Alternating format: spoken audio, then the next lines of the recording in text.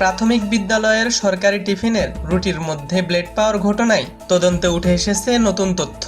বরিশালের গৌরনদী পৌরসভার হরিসেনা সরকারি প্রাথমিক বিদ্যালয়ের এই ঘটনায় জেলা প্রশাসনের গঠিত তদন্ত কমিটির দাবি, সরকারি মিড ডে মিলের রুটি তৈরির কারখানা থেকে ব্লেড যাওয়ার কোনো প্রমাণ মেলেনি।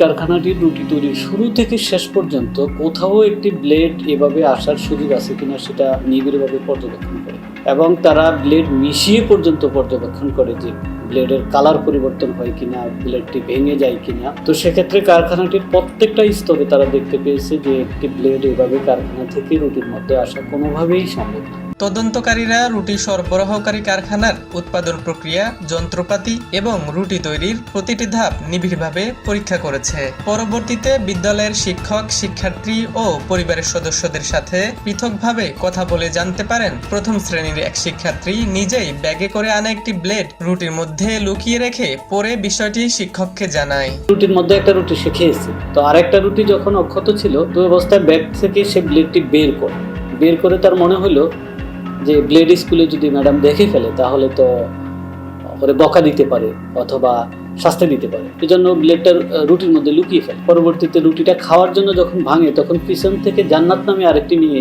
দেখে ফেলে। এখনো ভয় পেয়ে ভাবতেছে যে জান্নাত যদি ম্যাডামকে বলে দেয়, এজন্য আগেই গিয়ে ম্যাডামকে বলতেছে ম্যাডাম রুটির মধ্যে ব্লেড পেয়েছে। তদন্ত প্রতিবেদন ইতিমধ্যেই ঊর্ধ্বতন কর্তৃপক্ষের কাছে পাঠানো হয়েছে। প্রশাসনের দাবি, সরকারের ভাবমূর্তি ও ঘটনার প্রকৃত সত্য উদ্ঘাটনের শুরু থেকেই সর্বোচ্চ গুরুত্ব দিয়ে নিরপেক্ষ তদন্ত পরিচালনা করা হয়েছে।